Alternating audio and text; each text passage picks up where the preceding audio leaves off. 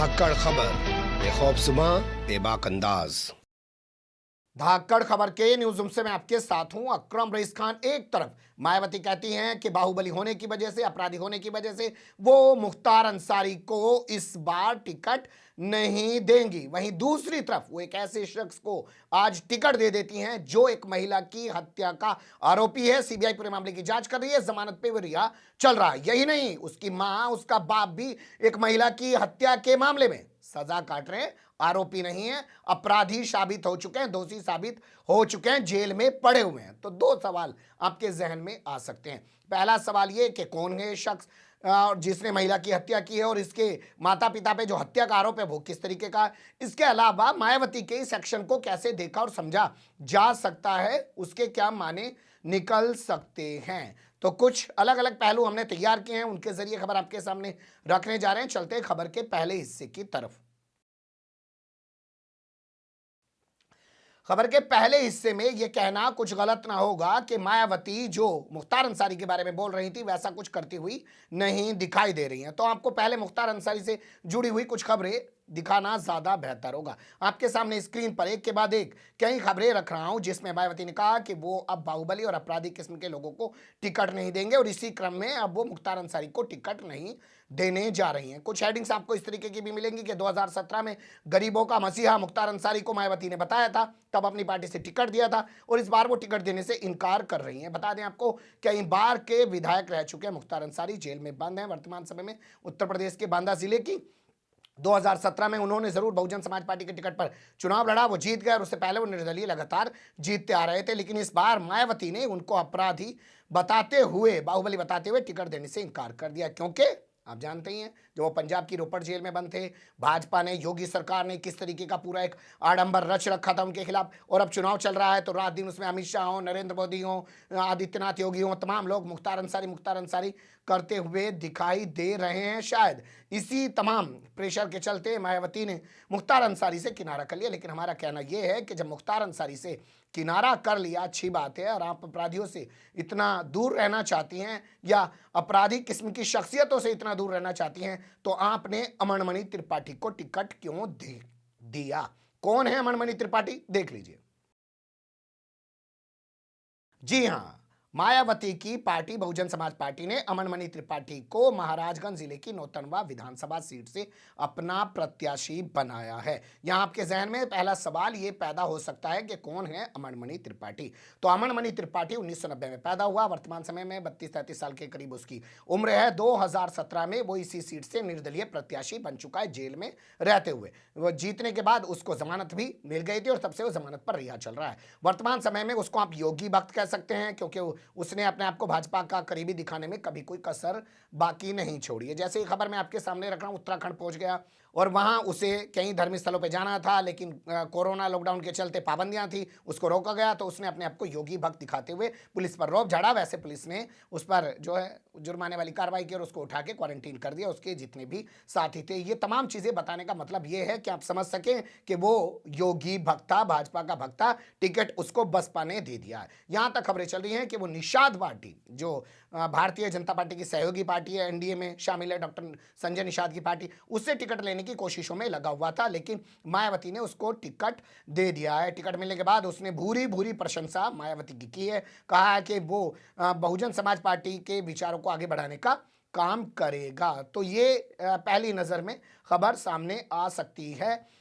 2012 में इसने समाजवादी पार्टी के टिकट पर पहली बार चुनाव लड़ा था, तब ये जीत नहीं पाया था, तब ये हार गया था। उस वक्त कांग्रेस के जो प्रत्याशी हुआ करते थे उनका नाम था कुंवर कौशल किशोर, उनसे ये हार गया था। लेकिन 2017 में इसने निर्दलीय प्रत्याशी के तौर पर, क्योंकि जब ये जेल चला गया अपनी पत्नी की मर्डर के मामले में, तो समाजवादी पार्टी ने यानी कि अखिलेश यादव ने टिकट देने से इनकार कर दिया और कहा कि हम इसको टिकट नहीं देंगे। तो इसने निर्दलीय ही ताल ठोक दी, और समाजवादी पार्टी के टिकट पर लड़ रहे कुंवर कौशल किशोर, जो पहले कांग्रेस के टिकट पर लड़ रहे थे 2012 में, 2017 में वो सपा में आ गए, उनको निर्दलीय प्रत्याशी के तौर पर 32,000 256 वोटों से हरा दिया, क्योंकि ये सीट इसकी एक खानदानी सीट रही है। इस सीट से इसके पिता अमरमणि त्रिपाठी, जब ये सीट लक्ष्मीपुर सीट हुआ करती थी, बाद में इसका नाम बदल के नौतनवा हो गया, वहां से 4 बार विधायक रह चुके हैं और मंत्री भी रह चुके हैं, कैबिनेट मंत्री रहे हैं उत्तर प्रदेश सरकार में, और वर्तमान समय में अपनी पत्नी के साथ आजीवन कारावास यानी कि उम्र कैद की सजा काट रहे हैं। अब बात कर लेते हैं कि इस पर इसकी पत्नी की हत्या का आरोप क्या है। देखिए, इस पर अपनी पहली पत्नी सारा सिंह की हत्या का आरोप है और यह मामला 2015 में तब प्रकाश में आया था जब ये अपनी पत्नी के साथ स्विफ्ट डिजायर कार में सवार होकर अपने वहीं लखनऊ से दिल्ली की ओर आ रहा था। जैसे ये फिरोजाबाद में पहुंचा, वहां पे इसने कहा कि एक एक्सीडेंट हो गया, एक्सीडेंट में इसे तो कोई खरोंच आई नहीं और इसकी पत्नी की मौत हो गई। इसके बाद इसकी पत्नी की मां सामने आई, उन्होंने पूरे मामले में सीबीआई जांच की मांग की, एफआईआर दर्ज कराई और कहा कि असल में उनकी बेटी वकील गवाही दे रही है बाकायदा सीबीआई कोर्ट में जाके।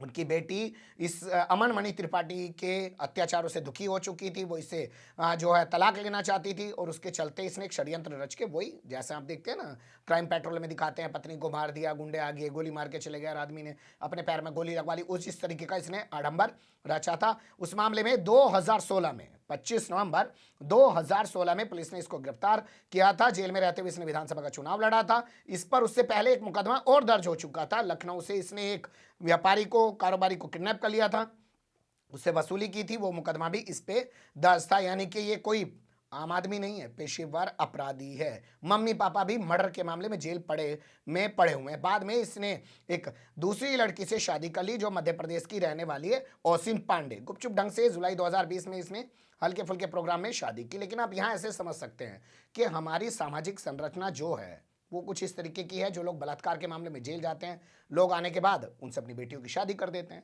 क्यों नहीं सोचते, जब इसने एक लड़की का मर्डर कर दिया सारा सिंह का, तो ये ओसिन पांडे जो है इससे कैसे शादी करने के लिए तैयार होगी, उसके परिवार के लोग कैसे शादी करने के लिए तैयार होंगे। तो जब शादी कर दे रहे हैं ऐसे मर्डरर से, तो अगर मायावती ने टिकट दे दिया तो कौन सा जुल्म कर दिया। लेकिन यहाँ अब आपको इसके माता पिता की कुछ कहानी भी जाननी चाहिए। रख देते हैं खबर के अगले हिस्से में। लखीमपुर खीरी वो जिला जो आजकल सुर्खियों में है जब से किसानों की वहां पे हत्या हुई है और टेनी पहलवान खुले घूम रहे हैं। उनका एफआईआर में नाम दर्ज होने के बाद भी ना तो उनको मंत्री पद से हटाया जा रहा है, ना उनको गिरफ्तार करवा के जेल में डलवाया जा रहा है। इसी जिले की रहने वाली एक कवियत्री यानी कि शायरा थी, जिन्हें आप उर्दू में शायरा कह सकते हैं, मतलब वो कवि थी और कविताएं पढ़ती थी। नाम था उनका मधुमती शुक्ला। 9 मई 2003 को लखनऊ के पेपर मिल इलाके में उनकी हत्या कर दी गई थी, गोली मारकर उनकी हत्या की गई थी। उसके बाद पता चला कि वो गर्भवती हैं। यह पता लगाने के लिए कि किसका बच्चा है, डीएनए हुआ। डीएनए से पता चला कि अमरमणि त्रिपाठी यानी कि वर्तमान में जिसे बसपा ने टिकट दिया है, इसका पिता जो 4 बार का विधायक रह चुका है, कैबिनेट मंत्री था, बड़े अपने आप को बाहुबली समझता था, उसका ये बच्चा है। उसके बाद जो है उसको पुलिस गिरफ्तार कर लेती है, जेल में डाल देती है। जो इस लड़की के परिजन होते हैं वो कहते हैं जी इस मामले की जांच उत्तराखंड ट्रांसफर कर दी जाए।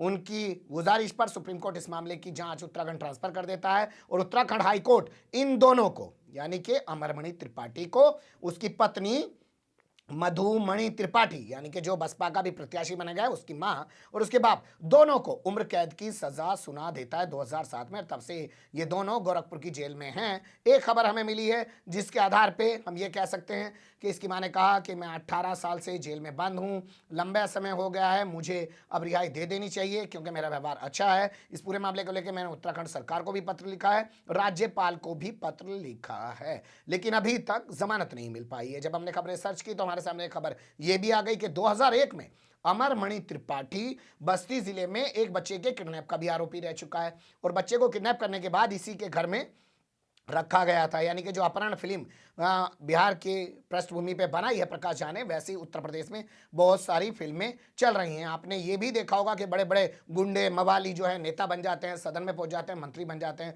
लेकिन ये पहला ऐसा मामला था कि जो विधायक मंत्री रहते हुए एक जो है अपराधी बन गया और एक महिला की हत्या करवा दी। कहानी क्या थी? कहानी ये बताई जा रही है कि जो एक कवियत्री थी, इनके घर पे आना जाना था, इनकी बेटियों से भी दोस्ती थी, यानी कि बेटी की उम्र की थी, इससे भी आप अंदाजा लगा सकते हैं। लेकिन उसके साथ नाजायज संबंध हो गया और जब वो उसके बच्चे की मां बन गई, हो सकता है दबाव बनवा रही हो, तो उसने इसकी हत्या करवा दी और वह दोनों के दोनों लोग जेल में बंद पड़े हुए हैं। अब इस बाबत कवित्री की बहन सामने आई है। उनका अखबार में, मीडिया में जो बयान छपा है उसके मुताबिक हम आपको बता रहे हैं, निधि शुक्ला ने कहा है कि मायावती अब किस मुंह से समाजवादी पार्टी की कानून व्यवस्था पर जो सवाल उठाती आई हैं वो कैसे उठाएंगी, क्योंकि उन्होंने एक अपराधी को टिकट दिया है। उसका बाप और मां तो हत्या के मामले में पहले से ही जेल में बंद है और ये भी एक महिला की हत्या के मामले में आरोपी और जमानत पर रिहा चल रहा है और हम इनका विरोध करना नहीं छोड़ेंगे, हम इनके खिलाफ प्रचार प्रसार भी जाकर करेंगे। तो यहां सवाल मायावती पर खड़ा क्या हो रहा है उस पर गौर कर लेते हैं।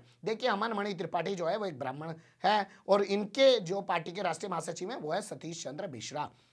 उन्हीं के जरिए तमाम टिकट बांटे जा रहे हैं। मायावती को तो आज बस इतना बना के रख दिया है कि आप बैठे रहे, आपका चेहरा दिखता है, इसके अलावा उनकी कोई इमेज बाकी नहीं बची है। और सतीश चंद्र मिश्रा ने कहा होगा भैया मुख्तार अंसारी को टिकट मत दो, अमन मणि त्रिपाठी को टिकट दे दो, क्योंकि आजकल आप देख भी रहे होंगे कि फिर से एक बार 2007 का इतिहास दोहराने की बात कही जा रही है। कहा जा रहा है कि हाथी नहीं गणेश है, ब्रह्मा विष्णु महेश है, नारा ब्राह्मणों ने दिया था और ब्राह्मण अगर फिर से मायावती के साथ आ जाएं, यानी कि दलितों के साथ आ जाएं, तो मायावती फिर से एक बार यानी कि 5वीं बार मुख्यमंत्री बन सकती हैं। शायद उसी सोच के साथ अमन मणि त्रिपाठी को टिकट दिया गया है और मुस्लिमों का हितैषी अपने आप को बड़ा दिखाने की कोशिश करती हैं मायावती। मुख्तार अंसारी से उन्होंने पीछा छुड़ा के या मुख्तार अंसारी को उन्होंने टिकट ना दे के उन्हें बाहुबली और अपराधी बता के ये दिखाने की कोशिश की है कि वो अपराधी किस्म के लोगों को अपने साथ नहीं लाती है, लेकिन वो भी भाजपा जैसी सोच पर काम करती हुई दिखाई दे रही है कि इस समाज का अगर बाहुबली है तो वो बाहुबली नहीं है और इस समाज का कोई बाहुबली है तो वो बाहुबली क्या, वो तो बहुत बड़ा अपराधी और गुंडा मवाली सब कुछ है। एक पहलू उभर रहा था, मुझे लगा कि आपको रूबरू कराया जाए। बने रहिएगा धाकड़ खबर के साथ। फिलहाल कमेंट्स के रूप में आप लोग अपनी राय दे सकते हैं, खबर को लाइक कर सकते हैं, चैनल को सब्सक्राइब कर सकते हैं और ज़्यादा से ज़्यादा हमारी खबरों को शेयर कर सकते हैं। फिर ऐसे ही किसी सुलगते हुए या उलझते मुद्दे लेकर मैं आपके सामने हूँगा हाजिर। फिलहाल अभी मुझे दें इजाज़त।